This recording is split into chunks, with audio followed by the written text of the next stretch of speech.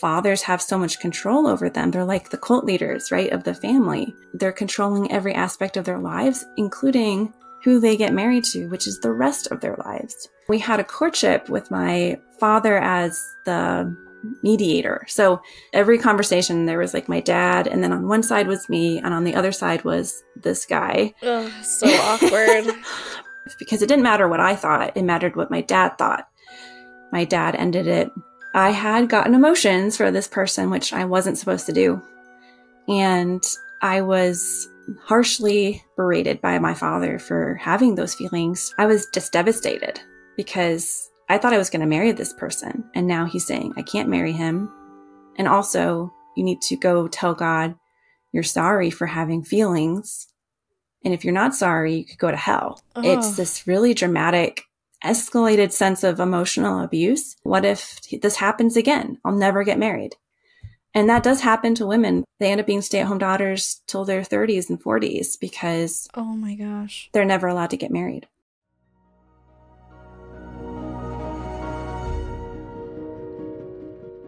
Hey, my name is Shelise Ansola, and this is Cults to Consciousness, where we discuss leaving high-demand religions or organizations and finding healing and independence through awareness and true individual sovereignty. If you're only listening and you would like to see our faces, you can go to our YouTube channel at Cults to Consciousness. It would mean the world if you could leave those words of encouragement for our guests who are bravely coming on and sharing their stories with you. They read the comments, we read the comments, and it just helps the algorithm boost it out to more people so we can expose these culty groups. So today's guest, her publisher reached out to me because she has written a book, and I have it here. It's called Rift, a memoir of breaking away from Christian patriarchy. We're going to be discussing her childhood growing up in the patriarchy movement, the stay-at-home daughters movement, and the homeschooling movement in a deeply religious context. So all of the ways that these things were basically like a cult within her own home, and talk about the ways in which it affected her and how she's doing now. So thank you so much for joining us, Cait West. Thank you so much for having me. I'm really excited to be here. Yeah, it's great to have you. And we've talked about the stay-at-home daughters movement with one of my good friends, Ashley Easter. And so when you guys had reached out, I was like, oh, this is perfect. We can do a little bit of a follow-up. So your story, it's very isolating, and I know that's very common within cults, but I think with you, it was very much this family dynamic, this family cult, where your dad was ultimately the leader, the head of the household, and I'll probably have you describe what the patriarchy movement is just to get a clearer picture. I'm sure all of us can kind of guess, but what the movement was about and kind of the biblical reasons behind all of this stuff. Sure. And I'm sure Ashley did a really good job of talking about that. So she's great and moving forward from where we used to be and how we used to both, build up this movement, and now we both talk about it in a negative way. So I'm glad that you talked to her too. Christian patriarchy is this overall ideology that men are in charge of the home and the church, and they should be in charge of the government. And women fall underneath men in this ideology. So wives submit to their husbands and children submit to their fathers. Mm-hmm. And it all points to the idea that God is masculine and God is the ultimate patriarch. So that's where the ideology comes from in a religious sense. I think a lot of Christian communities are patriarchal, mm-hmm. and this takes it very literally. And I've seen this across many denominations. So it's not in just one church. It's across a lot of Protestant denominations that I've seen. Mm-hmm. And something that I noticed is within your childhood, your dad would move you from church to church to church, and everything seemed to be going well until eventually he would start to argue with people in the church saying, no, you're not being submissive enough, or you're not taking control enough, and women shouldn't be able to wear pants. And he had these ideas about what a woman should look like, very specific gender roles. So could you describe some of those? Sure. The idea was to be a man, you had to be a leader, you had to be the protector of your family. And those are the positive terms we used for this. But the negative part of that is that women were submissive to the men, but really they were treated as less than men. In my family, women were supposed to stay home, never have a job outside of the home, never go to college, never go on dates. It was all controlled by the dads in this movement. So women had very limited choices, and men controlled all their life outcomes. Yeah. So can you talk about what that was like as a kid growing up in that paradigm?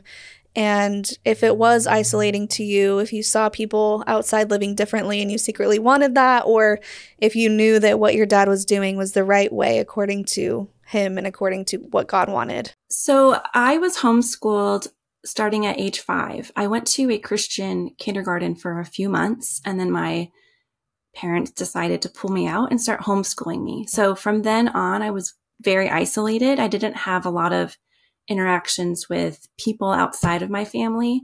We had some homeschool groups, but a lot of the time I was learning at home, very limited information, and all the homeschool curriculum was very religious. So I didn't have anything to compare it to, and I didn't have relationships outside of my family to really compare what my life was like, especially after I turned 10 and we moved to Colorado and moved to the mountains. And then I barely saw people day to day. So it was just like a very isolating situation in my own family. But even in the movement, it was discouraged to spend time with people who didn't believe the same thing. Right. What were some of the things you remember learning in your homeschooling that, looking back, you realize is not necessarily the correct way to learn things, or you weren't getting the full education that you needed because it was so focused on religion? So everything had to be filtered through this very conservative Christian belief system. So all the curriculum we called it Bible-based curriculum. And so those companies, a lot of them are still around, and a lot of homeschoolers still use these books. For me, science is an easy one to point to because there was no evolution. There was no teaching of it at all, except to say that it was wrong and a lie. And so I learned a creationist view of science. And because I was a girl, one year I got to skip science altogether because I didn't enjoy it. And I didn't really know what I was doing because I was teaching myself. So they let me skip for a whole year of science. So it was very unregulated by the government, and my parents just did whatever they thought, the church would have wanted, or what these homeschool groups would have wanted, things that would keep us in this ideology. Yeah. Where did your parents get this curriculum from? There was homeschool events where we would go and pick out books. And so homeschooling started really as a grassroots movement in different states, and families would get together and go to conventions and where they would sell us these curriculums like Abeka Books, Christian Liberty Press, Bob Jones University had their own curriculum for homeschoolers. So these very fundamentalist Christian groups would make these books for homeschoolers. So it was very filtered, very biased, in my opinion. Yeah. I wanted to get your opinion because off camera we did mention that homeschooling itself is not a bad thing if there is some sort of regulation going on, and we know that the kids are learning what they need to be learning and the curriculum is solid. So what is your perspective now that you can look back and see your homeschooling? Sure. I think that there is no right or wrong way to do education, but I do think children deserve to be protected and to receive a good education. So the problem with homeschooling is most states have really terrible regulations or no regulations at all for whether children are even assessed that they're learning anything. So a lot of parents do use homeschooling as a way to isolate their children and unfortunately abuse them. So we see a lot of these cases where children are being abused at home, but because they're homeschooled and isolated, nobody knows to report it to the police. So that's one major issue. Just another, less violent issue is that that children aren't receiving a quality education. Most of the time, I remember once I hit a certain age, my parents would just give me the books and tell me to read them. And that was me teaching myself all the different subjects. And my mother would give me the test key so that I could grade my own tests. So I don't consider that a very good education now. I mean, I learned to teach myself. I learned independence, but I didn't learn in a developmentally appropriate way. And because I'm a girl, I was limited in what I could learn. So I wasn't taught that I could be somebody after I graduated. My only goal was to get married and have kids. So that's why I was allowed to skip science, because it didn't matter whether I knew it or not. The regulations are important so that children are protected and so that they have access to mandatory reporters, so that if there is abuse happening or neglect happening, that gets handled. I know that no system is perfect, but I do know organizations like the Coalition for Responsible Home Education is working on getting these laws in place so that homeschooled kids are protected. Yeah, I do think that that's important, because there's a lot of things that teachers can see and recognize within students, even just learning disabilities, where they can see that they need a little extra help with something that maybe the parents miss or don't know about, they don't know it exists. So with you going through school, did you ever feel like you wanted this yearning for more education or to be put back into public school? I remember I didn't have much of an idea of what public school was like. So I had this kind of a fantasy that one day I would have a lunchbox and a locker, and I could have my own things in my own little special place. Mm. And those are just little tiny things that I missed out on. But I think they're symbolic of, I didn't have a lot of privacy. I didn't have friends, that I saw regularly. And I think there was part of me that could sense that was missing, even though I was so isolated. And when I got older, I wanted to study music. I wanted to play piano professionally, but I didn't tell anybody because I knew that it was an automatic no. It wasn't worth me pursuing any kind of professional career. So I kept that to myself, and I never studied music past, age 18. Yeah, in your book, you talk about how you were really great at the piano, and someone mentioned, oh, you should play in, what was the country? Well, my uncle told me that I should go to Juilliard, which is a music school. And I wanted to enter this competition in Poland and play Chopin, and I just couldn't pursue those dreams. I don't know if I would have been successful at those, but it doesn't really matter. The point was I didn't even have the opportunity to pursue them. And that was simply just because you were a girl. Yeah, because it wasn't safe. I think we were told that it's not safe for women to be outside of the home, that we would be assaulted or we would be damaged by the outside world. So it was all framed in this language of protection. But for me, it felt like prison. It felt like being trapped. It didn't feel like any kind of freedom. Yeah, let's dig into that a little bit, because I think going through your book, it seemed like the underlying theme was fear. And that's the way that you were controlled. That's what caused the scrupulosity. That's what caused a lot of the panic and anxiety, maybe even depression. So I just want to get your opinion on kind of where that started, if you have any memories where it was very clear that you had to follow these rules or else you were going to hell. I think I always understood that if I disobeyed, there would be consequences. I had older siblings, and I would see them get in trouble and have very harsh consequences. I mean, we were a household that had spanking, and I don't remember a lot of that, and I wonder why I don't remember a lot of that. But corporal punishment was encouraged from a very young age. And when I was around 10, 11, my family was living in Colorado, and we were evacuated from a fire. And I was going through like early puberty, I think, and I didn't really understand until that moment that things could be destroyed or that our lives could be in danger, until I realized, we were being kicked out of our house and we had to go live in a hotel for 2 weeks. And one of the only things I brought with me was my Bible, because I thought that made me a good Christian, if I took the Bible with me, even though it was just paper.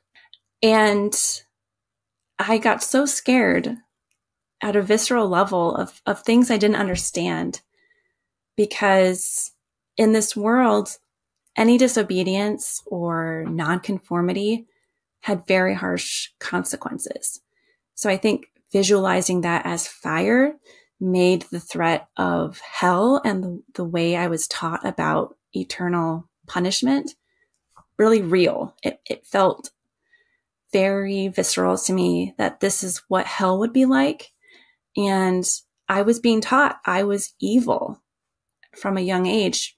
My dad was into Calvinist theology, which teaches that children are born wicked. And so I believed I was a wicked soul who deserved that. And I was worried that maybe God didn't love me because I couldn't feel like I had a hard time holding on to faith, that I was saved. Mm. And so I was terrified of hell, of being punished forever. And I think that's how I started developing religious OCD, or scrupulosity is another name for it. But that was an early experience of mental health issues that I didn't have any language for. Yeah. Could you talk about also the way that your religious upbringing viewed mental health? It was non-existent. I was taught that psychologists were wrong, were wicked. And so any kind of counseling you got in the church would have been through something called biblical counselors, which just meant men who used the Bible to get you to conform to certain rules. So it wasn't actually a mental health support that you might need. So I experienced a lot of anxiety and depression as a teenager, but I thought I was being sinful because they would use verses like, don't be anxious, God's going to take care of you, all these things to make me believe that me worrying about something or feeling anxious about dying meant I was even more evil. So it was just this, this cycling effect of shame and guilt and feeling like it was all my fault. Yeah. There are a few stories that really help illustrate that throughout your book. One of them that stands out is taking communion, the water, or not the water. We're not in Mormonism. The wine and the bread. They drink water in Mormonism? Yeah, because wine is not allowed. You can't have alcohol. Interesting. Yeah, and I think they just are really cheap. But anyway, would you mind telling that story? Because I think it really helps illustrate this point. Sure. So in Colorado, we went to a very fundamentalist church, very homeschooling church. It was a church where these gender roles were taught from the pulpit. And a lot of punishment was taught from the pulpit about hell and about how God was wrathful. And there was also this pressure for me to join the church as a teenager because I had grown up in a Christian family. So if I believed these things, I needed to join the church. I eventually did that. And even though I was still struggling with doubts about faith, and in this particular church, we had communion every week. So every week, the preacher would talk about how if you take communion wrongly, you would be punished, probably physically, because of certain verses he pulled from the New Testament. And I took that very literally. I mean, he was teaching it literally. So as a teenager, I believed if I didn't take communion with a clean heart, which meant like all my sins repented of, nothing forgotten. If I didn't do that, then I would get really sick and maybe die. And so I mean, I thought of the story of King Herod in the New Testament, who died from, in the Bible, it says he died from being eaten inside by worms. And so that's kind of the visual I had of, if I do this wrong, that's what's going to happen to me. And then I get to go to hell forever. And so it was a lot for somebody with OCD. As I watched the communion tray being passed down the aisles, I would just pray over and over again the same words, like, please forgive me, everything, like anything I forgot, please forgive me, God, I'm so sorry. And I just kept doing that just in case my heart was in the right place for just a moment, because I was paranoid. Mm-hmm. And I have a lot of compassion for that young me, because that's a lot to go through as a child. It was difficult. And I don't think anybody should be taught those kinds of things. I consider that spiritual abuse, using something that connects you to God or to divinity and using it as a weapon of coercion. So yeah, that's how I feel about it now. Yeah, so much unnecessary anxiety and stress, especially for a child. Ultimately, you were really young. And there were so many instances in your book where that was pointed out, even just almost not praying over your food at a friend's house and letting your dad know. And he's like, oh, I'm so glad you told me you did the right thing.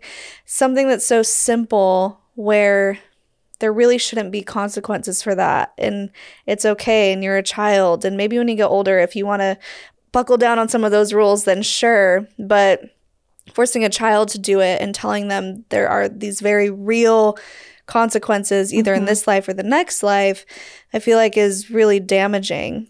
Yeah, I think it destroys your sense of self. I had to conform and lose my individuality to survive that kind of environment. And so even as an adult, now that I'm out of it, I still struggle with like little decisions or making ethical choices, because I feel like there has to be a right and a wrong, instead of seeing as there's gray areas in life. And that's something I've had to work on. Yeah. Let's talk about then your teen years. I found it really interesting. You mentioned in the book that there was no talk of sex education, which is very common, especially in fundamentalist Christian groups. And you were getting your sex education from Christian movie reviews, finding out what was in the movie that you shouldn't be watching and getting context clues, which is so wholesome and sweet. And I get it. Like, it's the only place that you can literally read about sex or anything to do with intimacy. So walk us through what that was like. I mean, it's embarrassing. It's embarrassing now. It shouldn't be. It makes total sense. I was never taught anything about sex. I think it was a big part of, Christian patriarchy is connected with purity culture. So there was this big emphasis on sexual purity, emotional purity, and having zero feelings for someone of the opposite sex until you're like betrothed to them. So I wasn't allowed to think about sex, and I wasn't taught what it even was. But obviously I was a child. I was curious, why it's so bad. My dad would mute commercials on television if it was about, if there was a commercial about Viagra, he would mute it so I didn't even hear what the commercial was about. So I think when you ban things and you try to hide them, it makes you even more curious about what those things are. So I would go on this website that was made for Christian parents. It literally listed every curse word, every sex scene, every instance of violence in the movies. And I would just very bluntly, I would just read through those, and I still didn't understand what sex was, but I had this kind of really graphic descriptions of film without any of the context of how it was happening. So I talk in the book about how I couldn't tell the difference between consensual sex and non-consensual, assault, because on this website, it just talked about like sex acts. It didn't talk about consent. And my family, we didn't talk about consent. I didn't learn that word until I left.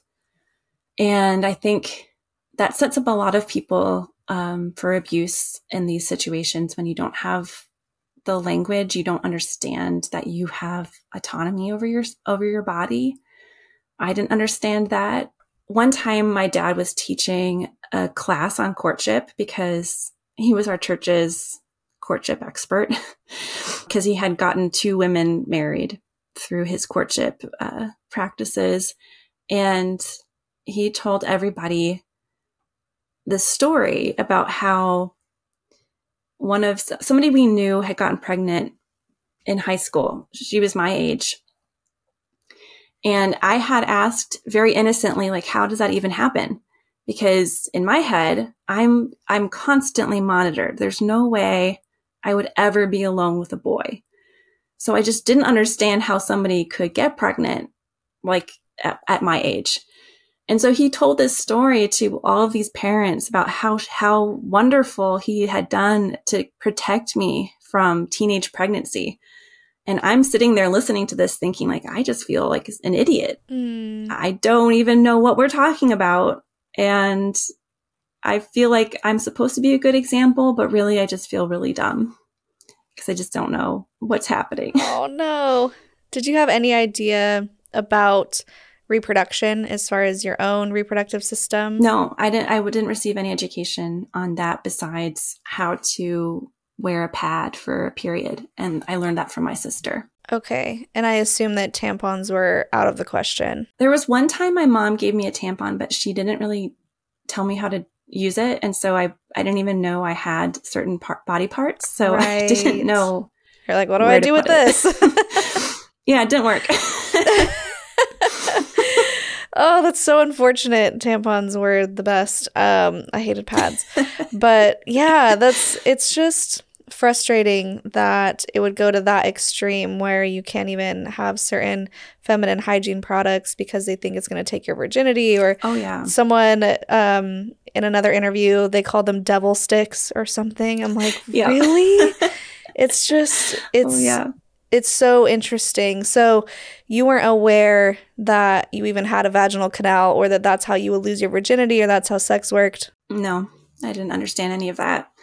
And I think I was so dissociated from my own body that it took me actually leaving to discover that, because I was so much in survival mode the whole time. And that was a bad area of my body. So I was like, it was off limits to even me.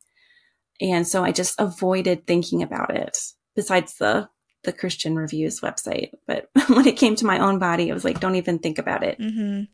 Yeah, it's so frustrating. I remember learning things like that. In Mormonism, purity culture is strong, but not as strong as that. I mean, tampons were allowed and it was fine. But they would say, just wash it quickly in the shower. You don't want to touch it too much. And I'm like, why? I didn't even understand women could have orgasms because they only were talking to men about it. Yeah. And don't even take a mirror to it. Like, you shouldn't even know what it looks like. And it's crazy. It's your own body. It's your vessel. It's what you're walking around in, and you're not even allowed to understand it. It's so backwards to me because knowledge is power, and knowing what you have, what you're equipped with, can help you stay safe in situations where people are trying to take advantage of you. Exactly. And that's ironic because the whole idea of Christian patriarchy is to protect.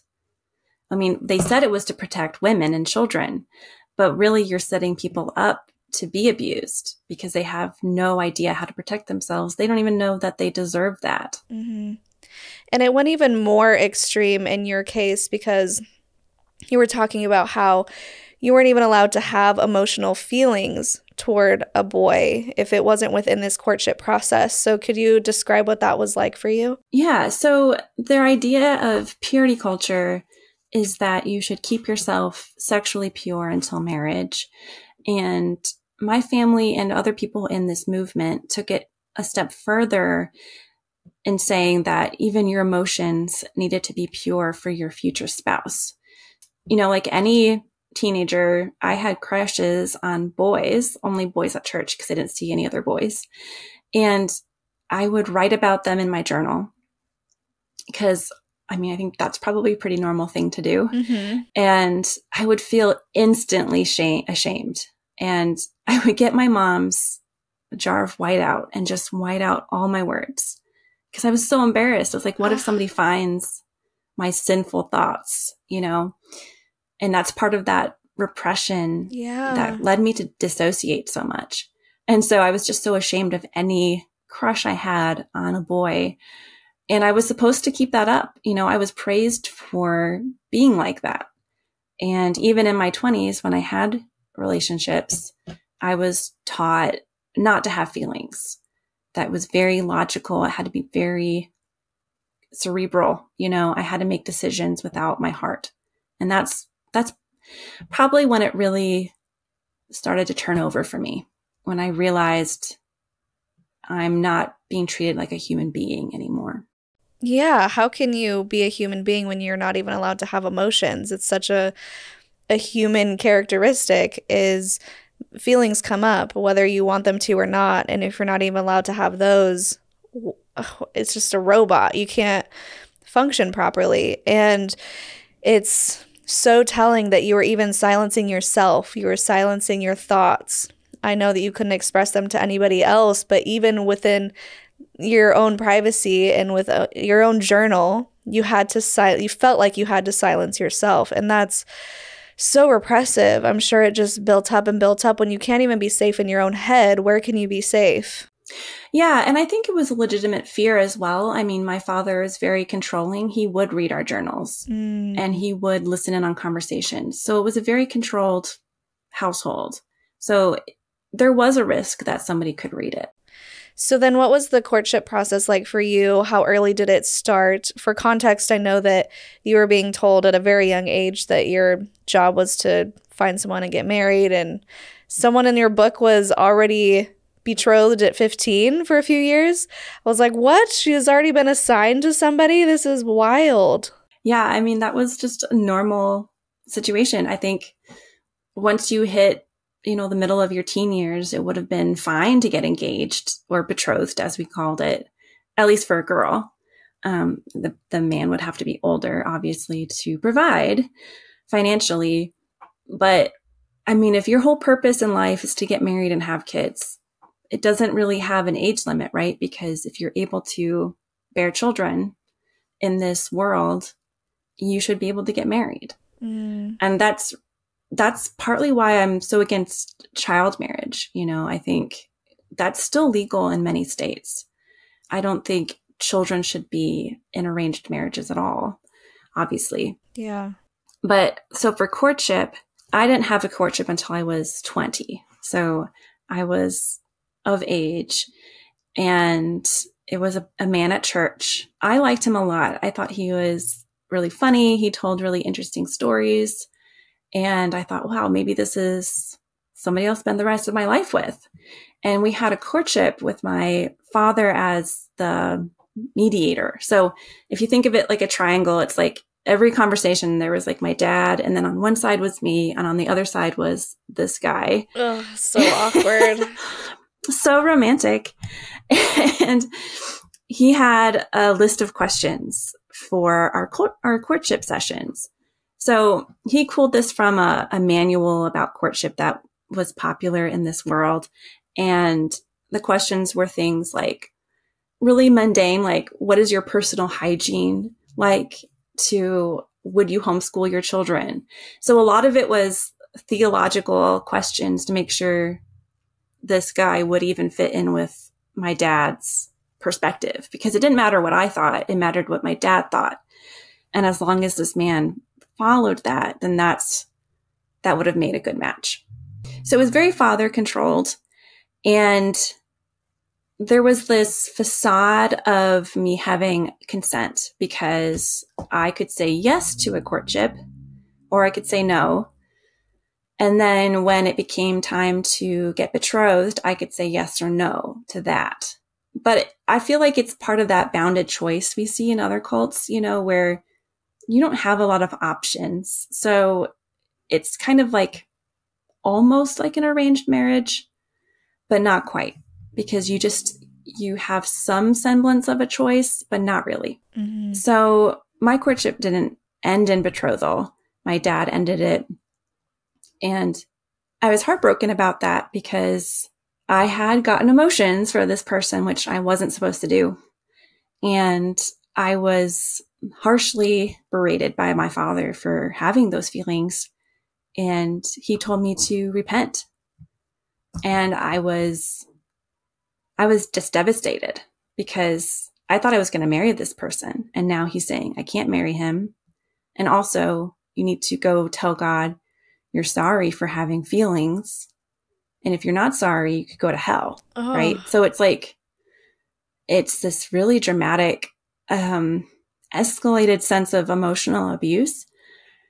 And I would say that's very common in the courtship world for a lot of women because fathers have so much control over them. They're like the cult leaders, right, of the family. And so they're controlling every aspect of their lives, including who they get married to, which is the rest of their lives. And so that's when it hit for me, like, I don't think I can do this again. I don't think I can go through another courtship and let my dad decide who I end up with. You know, what if this happens again? I'll never get married. And that does happen to women. They end up being stay-at-home daughters, which is what we called ourselves. They end up being stay-at-home daughters till their 30s and 40s because oh my gosh, they're never allowed to get married. Right. So can you explain a little bit, because I don't know if we have yet, what the stay-at-home daughter movement means? Because from my understanding, you didn't know that you could actually move out of the house until you were 25. Yeah. So stay-at-home daughters was this idea that women, once they turned 18, you didn't leave to go to college or get your own job. You stayed home and submitted to your father and practiced being a wife by serving your dad. So for me, that was like, get my dad coffee, learn how to iron his pants, stuff like that. The idea was that we were in training to be wives one day. And so we would always be under the headship of a man, whether our father, and then our wedding day, that headship would transfer to our husband. And so you're never independent. You never have a say over your life. And I wasn't taught that when you turn 18, you have legal rights as an adult. My dad told me I'm not an adult until I get married. So I thought to be an adult and to have choices, I would have to get married, which is why I was so eager to get married to that person, because I thought, well, now I'll have a life. Yeah, even though you're just transferring the authority to someone else, at least you'll have the ability to make some choices. I'm wondering what you noticed about your own parents' marriage. Did they go through some sort of courtship process, or were they actually in love? Did you get to see that modeled to you? No, they weren't. They didn't go through courtship. And I don't even know if people were doing something similar at the time when they got married in the 70s. They met at work. My mom had a job. She worked even for a while after they got married. But my dad got deeper and deeper into Christian fundamentalism after they got married. And he became more and more controlling as the years went by. And so I talk in my book, I can only speculate what their relationship was like back then. I wasn't there. I just know that religion had a big part to play in how extreme our house became. Yeah. So as far as their relationship goes, when you were living in the house, did it seem like they were in love? Was that a part of their relationship? I don't know if I would use the term in love. I think that there was a very clear hierarchy. My dad was in charge, and my mom was kind of like this buffer between him and the rest of us. And so she was good at soothing him or calming him down when he had tempers. And she also had to submit to him at all times. I think I saw them go on, like they would go out for their anniversary, for instance, things like that. But it never felt like they were in love with each other. It felt like they were in a marriage, the kind of marriage I was taught to have, very cerebral, very based in religion and logic and not in emotion, with a very clear hierarchy. So that's just our day-to-day. And I could definitely sense tension between them if my mom ever disagreed. She wasn't allowed to do that. So if that ever happened, there was tension, there was fighting.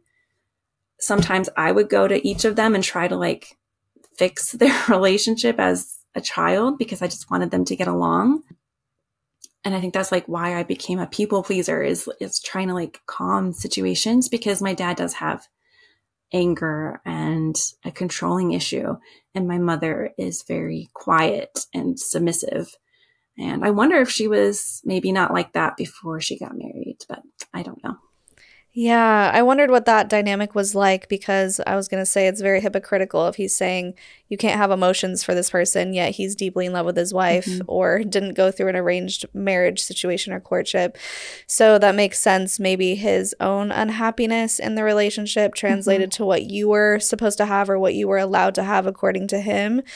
Meanwhile, you're having these real emotional feelings as you would as a human, and you have this idea of what you want in a marriage, and then you're just cut off the second you have a chance to even begin to express yourself. I imagine that would be extremely confusing, especially at a 20-year-old age where you've been waiting to have these romantic experiences and you're just quite there, and then he takes that away from you.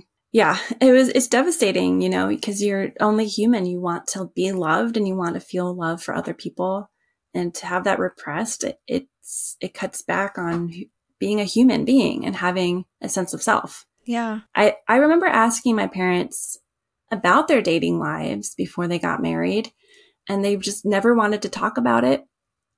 And they would just use this phrase of there was a lot of baggage, and they didn't want us kids to have that baggage in our relationships. So there was this idea that if we followed the courtship path, then we wouldn't have any emotional baggage. We wouldn't have that heartbreak, and we would have a pure marriage with somebody.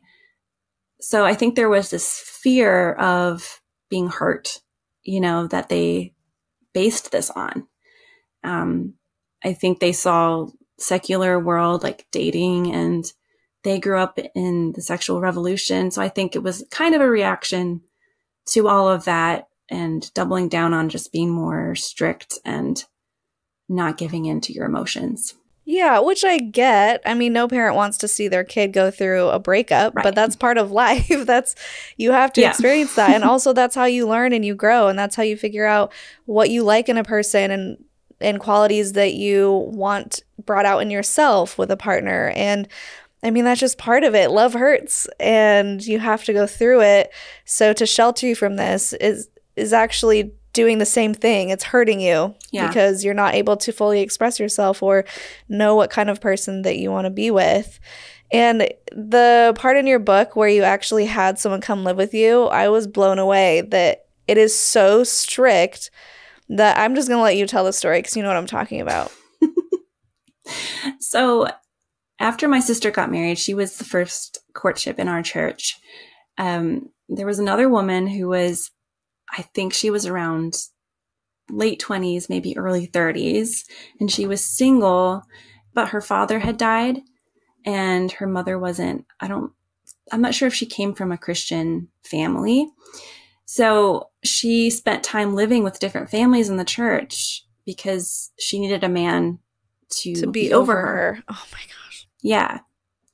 So she, you know, and she chose that, right? So she was saying, I want to live like this. So it's interesting because she didn't grow up like that. I'm not sure how she ever got involved with this, you know, subculture of a religion. But she ended up moving in with us because once my sister moved out, we had this extra bed. And my dad was, you know, now the courtship expert because he had a success rate of 1. So she moved in, and then my dad decided to write to every church in our regional presbytery. So if you're Presbyterian, churches are separated by regions. So a presbytery is like a region of the church. So he wrote to every church in our presbytery and asked if there were any young men who were looking to get married. And here's a description of this woman who lived with us. And if you're interested, contact my dad and he'll see if you're eligible to have a courtship, and he will guide the courtship. And I remember feeling like that is, for me, I was like, that's too far. I was like, I would be so embarrassed because it feels like you're being sold out, like sold to men to see who's interested. That's how it felt to me. And she was on board with this. And we got at least one message back, and he came to visit because he lived in a different state. They met a few times. They had a courtship over the phone with my dad, and then they got married. Wait, like a 3-way call? Yeah. Stop. Oh my gosh. Yeah. No. Yeah, because you can't talk by yourselves. That would be inappropriate. Wow. Not even over the phone can you have intimate conversations. Yeah. Oh my goodness. Yeah. So that's, after my sister got married through courtship, and then this woman got married through courtship, it felt like that's what I have to do. There's no other way. That's what we're going to do. Yeah. So take us through what happened after the first one ended and the goggles kind of started to come off and you realized this isn't what you wanted. Yeah. I remember sinking into what I call depression now, because I didn't have that word then, but it was just months of nothing happening. I just felt like I couldn't eat. I just slept all the time. There was nothing for me to do because I didn't have a job, right? So I was just at home waiting to get married at the time.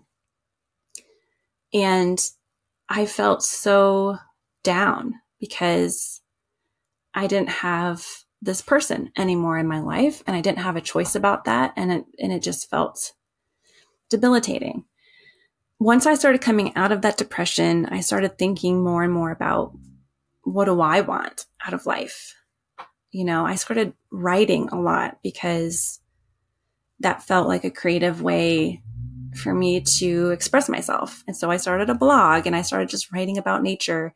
Nothing that was like overly, that would have been punished, right? So I was still working in this framework of, I just have to submit and then everything will be okay. But I did start writing and reading a lot more, going to the library and getting more information. And over years, like literal years, because it was 5 years after that courtship started that I left, I started to build up this inner sense of self again, that I have a choice in my life and this is not what I want anymore. So that took a long time. And at the same time, there were people who would ask me, like, are you sure you're okay with this lifestyle? Right? Because it's very odd, obviously. So there would be like people in my extended family who would ask this. So I didn't see a lot of people outside of the church, but we did have extended family that I saw. And they would say things like that. And that got me thinking, like, maybe, this doesn't have to be the way. And the way my dad was treating me with all this emotional abuse, I started thinking, maybe God, that's not what God is like. Maybe I'm conflating my idea of God with my dad, and maybe he's the one who's wrong. That was a very rebellious thought to have, because in our world, that didn't matter. It only mattered what your dad said. So I started thinking about God on my own instead of just through this lens. And that's when it started, I started getting courage to do my own thing. I was thinking, I'm going to move out maybe and move in with my older brother, and maybe I'll go to college or something. I don't know. And that's when I met the person who's now my husband. And I decided to stay a little bit longer because I was like, oh, well, maybe this person in my life, I didn't want to like just leave, because at the time we were living in Hawaii.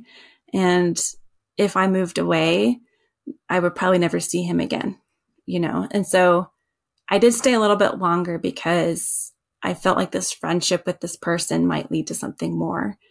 And it ended up did. So that's a long story that I tell in my book, about how we fell in love and had a secret relationship. And we almost had to elope, but we didn't. But that's part of the catalyst of me leaving. And I want to point out that most girls who grow up and become stay-at-home daughters, one of the only ways they can leave is through marriage. So I want to recognize that. And I do have a few friends who managed to leave on their own as single women, but it's extremely hard to do that. So I just want to acknowledge that because it's really difficult to get the resources you need on your own. Right. Especially when you don't have the education that you may need to find a job. You're being told that you're worthless or you don't have any worth outside of being a wife and a mother. And so there's that mental prison. Also, the physical thing of how do I even get an apartment, or how do I find a job, or how do I figure out what I'm good at? Or there's just so many things. I mean, finding a job with an education or a college degree is difficult already, and you already kind of have an idea of how the world works, but you've been so isolated and you're 25 years old. I'm sure you were just kind of like, where do I even go from here? Was your now husband a huge part in helping you wake up or break out of the matrix? Yeah, I think he didn't understand completely what was going on. He was also in a Christian family, but just not as extreme as mine. And I think what really hit me was that he cared about me with no strings attached.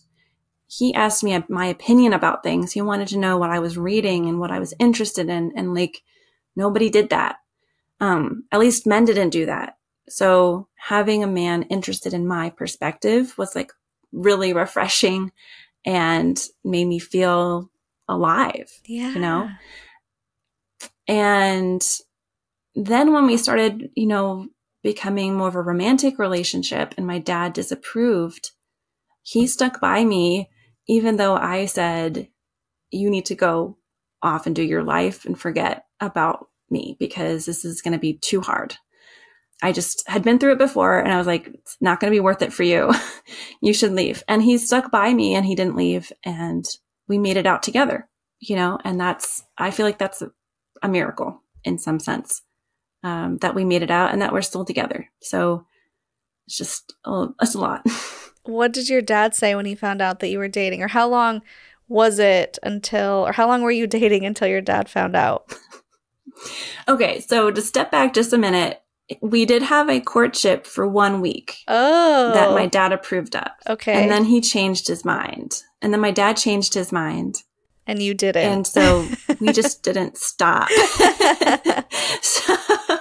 So my dad's like, this isn't going to work. You can't have a relationship. But we continued anyways. And it didn't go over well, you know, obviously when it became clear that we were becoming so close and getting engaged and all of that, didn't go over very well. And that led to a breakdown in my family, which was really heartbreaking. But it needed to happen. I think the truth needed to be said. And for me, it felt like I was moving towards love and away from control. And it was very different from the first courtship. You know, the first courtship was just this, you know, available person that I didn't know very well. And I never really did. It wasn't like I really wanted to be with him for the rest of my life. I didn't understand what that would look like. And this new person got to know me and I got to know him where we were at, you know, and what we had been through.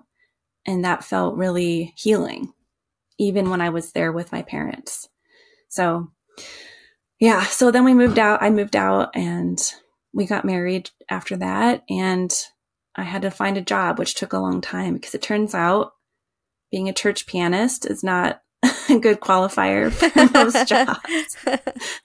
Yeah, what was that situation like? Okay, first let's talk about the love thing because I think that's a big part of your story and really interesting. You said you discovered your body for the first time after you left. So you were 25 at this point. You are getting engaged or getting married. You are finally letting down those boundaries, those walls of being able to be romantic and accepting love and giving love. And so what was that transition like into discovering yourself or discovering sexuality? At first, it was so freeing to leave and to be like, oh, I get to make all these choices. You know, at first there was that feeling of freedom and then quickly followed by PTSD and all these symptoms of PTSD that I didn't know existed. Panic attacks and anxiety and all of the things like nightmares. I didn't understand what was happening. And a lot of the times those symptoms would coincide with me having sex with my husband. And it wasn't anything that he was doing. It was just a reaction to a lifetime of repression. And then all of a sudden I have this freedom and I don't know what to do with it. And I have very little education. So I had to work through that, obviously. This was over 10 years ago now. Therapy and education and all of that. And I'm glad that I worked through that. But it was really difficult at first because you're confused, like, am I being punished now for leaving, for doing my own thing? Because it feels painful, to go through something like that after you leave a bad situation. And then you have these symptoms of a mental disorder. It feels like punishment, but really it was my body letting go of everything I had held so tightly for so many years. And I needed to get it out of my system. Yeah. So would you say that therapy was the best thing for that? Or would you have any suggestions for people who may be experiencing something similar? I think a combination of things. I think educating yourself, having access to information about your body, libraries, for instance, are free resources, right? So go look up stuff that you don't understand. The internet, we have that now. Therapy can be really helpful. It's not always accessible after you leave a situation like this, but a lot of times it is more accessible than you might think, especially with support groups and trauma recovery coaching. There are lots of ways to get mental health support that aren't just traditional therapy. And so I have a list on my website of some resources that can help with that, because people ask me that all the time, and I want to point them to sources that are vetted, because you come out of a cult, sometimes you can get stuck right into another one. But there are lots of resources now to help you get out of purity culture, trying to figure out how to function as an adult and discover your sexuality after you've been repressed for so long. So there's a lot of help now, thankfully. Yeah. So you can find that at caitwest.com, right? That's right. And I have a couple of resources on our Instagram at Close to Consciousness. There's a woman, her name's Natasha Helfer.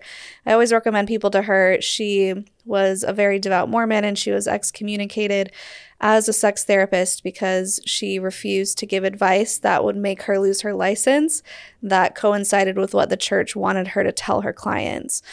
And so since then, she's been speaking out about it's okay to masturbate. It's a normative behavior, and it's totally fine, and it's healthy, and all the things around that: sexual shame, repression, religious abuse. And she's a really great resource as well. So what was the first job that you had after you left? So, just picture a resume with church pianist, eBay sales. Okay. And teaching piano. And I had so many interviews with like retail and places locally, but I didn't get a job for a long time. And I finally got one at this little bakery that was close to our first apartment. And I swear the only reason was because they saw church pianist and the owner was a Christian. And I really think that was why. It was a tiny little bakery, and that was my first experience of patriarchy outside of religion, because the bakery itself was based on a gender hierarchy. Only men were allowed to be bakers, and only women were allowed to serve customers. And yeah, I thought I had escaped all of that. And then I realized, oh, this happens everywhere. It's just at different levels with different faces. I talk about that in my book too, because it was me wanting to get into this free space and realizing we live in a patriarchal society, and we still have a lot of work to do outside of religion too. Which is interesting because like you just said, he probably gave you the job because he saw church pianist and was like, Mm-hmm. oh, she's going to fit right into this system. Yep. Oh, wow. So you're clearly doing so much better now. You've written this book, you're married. What are some of the things that bring you peace and joy and happiness? Was there more to the puzzle as far as getting to where you are now? I mean, I'm sure that we skipped a lot of years, but is there anything that you wanted to talk about that has gotten you to this place? I will always look back very fondly on going to community college because it was the only accessible education that I had when I left. And I got a volunteer at the writing center at the community college. And that was such a liberating experience because I got to meet so many people from so many backgrounds. Our community college is in a downtown area with a lot of immigrants and people from different backgrounds. So me, very sheltered white girl, I got to talk with people from all sorts of backgrounds. And they taught me so much about the world and how loving people are. I was told to be so afraid of the outside world. And then when I left, it was like, oh, I've been lied to this whole time. These people are great. I mean, obviously people have flaws and we make mistakes, but it's not as scary as I was told it was. And having that opportunity to have, hear different stories and being able to tell my own story, I really feel like storytelling can be such a powerful way to heal and to reach other people. And so I eventually studied publishing and now I work as a book editor. So I get to work with stories every day. And I love that. And I also get to work with nonprofits to help survivors tell their stories. So it's just, I feel like that's such a meaningful way to take something that I loved as a sheltered, repressed girl, which was books. And now I get to do that as a free adult. And it just, brings me a lot of joy. That is so cool that you're a book editor because early in your book, you kept talking about how it's better to be seen and not heard, stay small, stay quiet. It's better if you don't speak at all. And now you are helping others promote their voices and tell their stories. And it's just such a cool 180. Yeah. Yeah. That's part of like the narrative therapy of like looking back on your life story and realizing, I can make meaning out of this. I look back and I do feel compassion and sadness for my younger self, but I am who I am because of everything I went through. So I don't feel like a bitter person when I'm telling these stories. It just feels like it's part of who I am. That's so great. Well, is there anything else that you want to share before we do our Linda Listen? I can't think of anything, but... Okay, so your Linda Listen moment, sassy statement as the viral video with the toddler goes, or something inspirational. Okay. My Linda Listen is, I really want to say back to the people that raised me and the churches that I grew up in, that children are not robots that you can program into believing what you believe or to, pursuing your own agenda. I just really want to like shout from the rooftops. Children are people. They have autonomy. They have rights. They have their own voices and opinions, and they deserve to make choices for their own lives. Yes, I 100% agree. Beautifully said. Oh, so good. Well, thank you so much for coming on and sharing your stories and your perspectives. And I really enjoyed our conversation. Yeah, thank you so much for having me.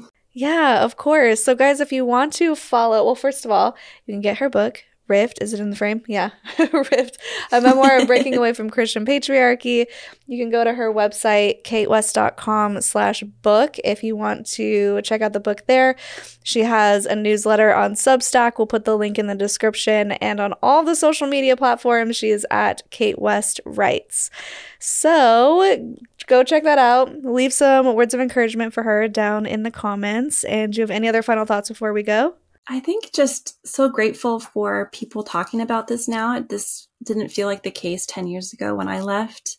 And so I'm grateful for you and for the people who are listening. I think the more we talk about these things, the better off we'll be and the more we can prevent it happening to other people. So I'm just really grateful. Yeah, I agree. Well, thank you. You're part of this. You're sharing your story, you're writing a book, or you wrote a book. So that's awesome. The book isn't actually available yet, is it? Or when does it come out? April 30th. Okay, April 30th. And I'm actually recording the audiobook myself this week. So fun. If you want to wait and get the audiobook, you can hear it from my own voice. Oh, that's awesome. Well, very, very cool. Guys, leave those words of encouragement. If you want to support the podcast even further, you can, aside from liking and sharing and subscribing, you can get some of our merch at cultstoconsciousness.com under the merch tab. You can become a patron if you'd like at patreon.com/cultstoconsciousness. We're going to start doing more special stuff for our patrons. We've been slacking. This pregnancy has been kicking my butt trying to run this channel at the same time. If you'd like to come to Costa Rica, we're doing that at the end of August. The link is in the description. You can check that out. And if you like this video, I will leave 2 more down here below that you can check out. And until next time, follow your highest excitement, be conscious, and be well.